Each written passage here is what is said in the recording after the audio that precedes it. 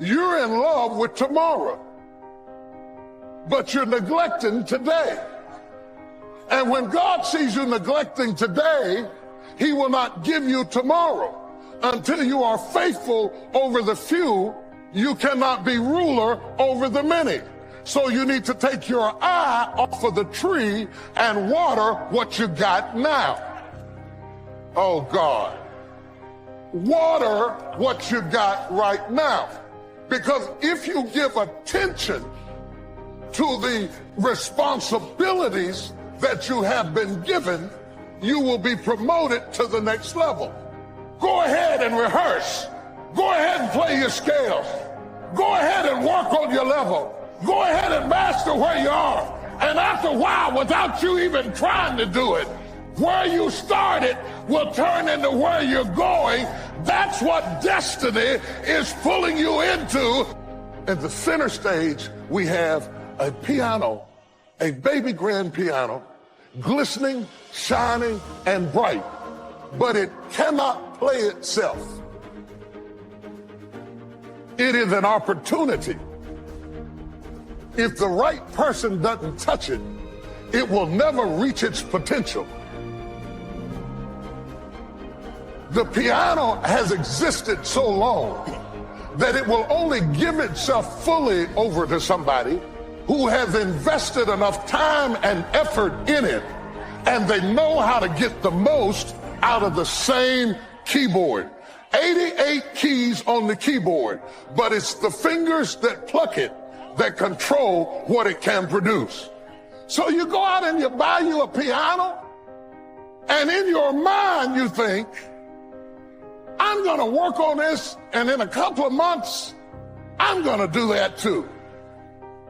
But when you get your piano, and you get everything in place, and you sit down at it, and you get ready to play, that doesn't sound like what I had in mind. Nobody clapped when I played it.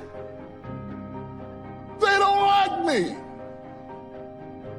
You mean you really expected to get the reaction of the maestro at a recital when your life is in a rehearsal stage?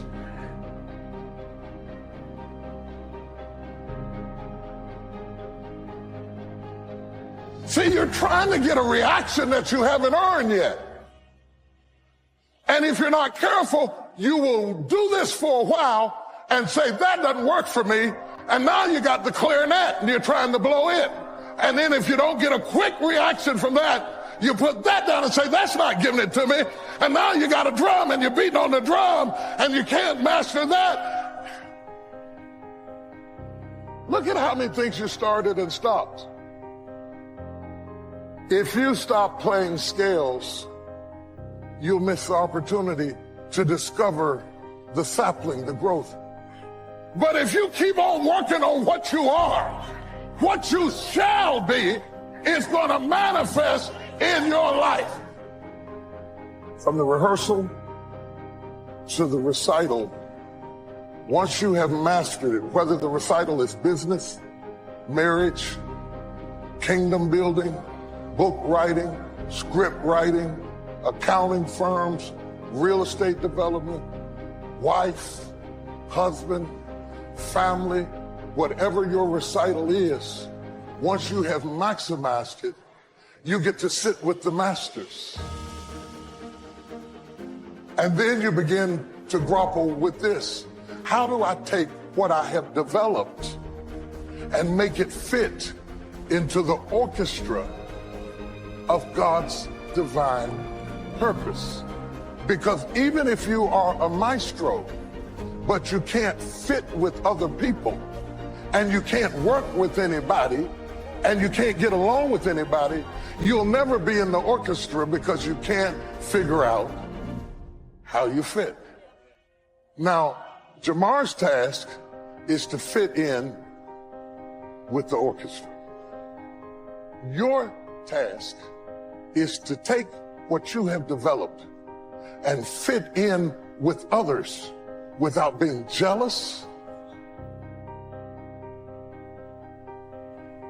without being intimidated, without being insecure.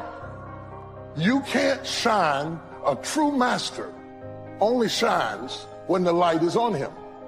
He has the grace and confidence in what he does to allow other people to shine and figure out, how do I fit in this 21st century with the fast changing world?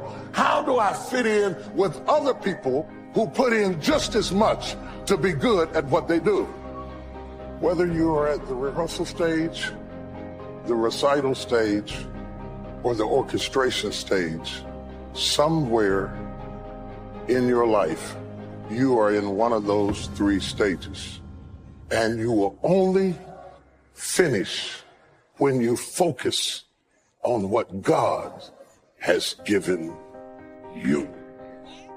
Running past where you are, trying to snatch where you're going, will make you a failure every time.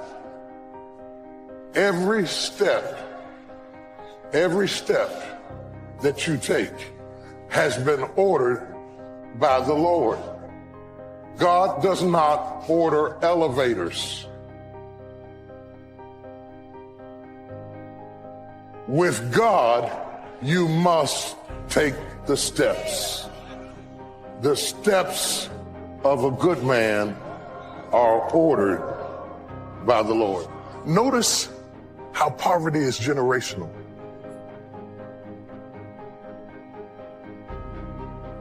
It has its own culture. It has its own mentality. And poverty is not as much about not having money. It's about a mindset. Yes, once you get in that poverty mentality, money won't bring you out. Because your mind will always rob you of the opportunity your money gave you. It's a mindset. You have to break the culture of it. It's the way you think. It's the way you handle stuff. It's the way you perceive value. It's a mindset. You gain something just being raised in a house where there's some prosperity. You get to hear conversations you wouldn't hear. You get a mentality that you wouldn't get. You get a way of processing problems that you wouldn't get. When your daddy's solution for not having money is to run that cable cord out the window, Helen, over to the neighbor's house, ain't nobody... That's a mindset. That's a mindset. That get over spirit is a mindset. And so even when you start doing better, you still acquiesce to the culture of poverty. And there you are making $70,000 a year talking about run that cold out the window. And you're stealing something you could have paid for because it's a mindset. Culture. It's not just me that's starving, prophet. My starvation has affected my children. And so I'm going to feed them what I eat, which is part of the problem. Because when all you feed the kids is what you eat, they will only think like you think or have what you have. So she said, I'm going to feed them what I eat. And I already know while I'm chewing it, we gonna die. We're in a famine. It's a drought going on, man. All I got left is this, and we're gonna die. I know what I have. I know it's not enough. I know it will not sustain me. I'm going to eat it and die. Eating is about living. But she says, I'm going to eat it and die. And he said, okay, go and fix yourself some lunch. Go ahead and die. He doesn't give her any hope of life. He puts demand on her demand. He says, go ahead and die. What was being tested in this woman was her respect for God's word. What is being tested in this woman is, do you esteem your need over his? The carnal mind says, I'm not thinking about you. I told you I'm already down and out. I'm going to bake this cake and eat and die. You better knock on somebody else's door. The spiritual mind says it's not enough anyway. Why would I be stingy when it's not enough anyway? I'm hungry, the kids are hungry, he's hungry, this won't fix it, but it will set a precedent that even as I was going down, I put God first. Here is the power of the text. It is not just that she gave to the prophet. It is that she gave to him first. That's what unlocked the miracle. That's what unlocked the miracle. It's not just that she gave. If she'd have said, okay, I tell you what, I'm going to eat, me and the kids going to eat, and if you got any crumbs left, you can have some. She'd have never got her miracle. The miracle is in one thing, and this is what the text is about. It's not about prophecy. It's about priority. If you got a little bit of life, if you got a little bit of wisdom, if you got a little bit of strength, if you got a little bit of beauty, whatever little bit you got, you need to use it and let God open up the windows of heaven and pour you out a blessing. Anybody who ever got blessed always got blessed with not enough. Give me some. Yeah, with not enough. They never had enough anything to do everything. But see, when you get rid of that mentality where you're cursing your little bit and you see your little bit as a nucleus for what God is about to do in your life. Your little bit. Touch your name and say, I got a little bit. I'm old, but I'm not dead. I got a little bit of strength left. I got a little bit of power yet. I don't have the money I want, but I got a little bit. I got a little bit. I got a little bit. And God says, the principle is in the priorities. If you don't master it on a small scale, you won't master it on a large scale. You understand what I'm saying? God let me be broke with no money. He let me be prosperous with all kind of money.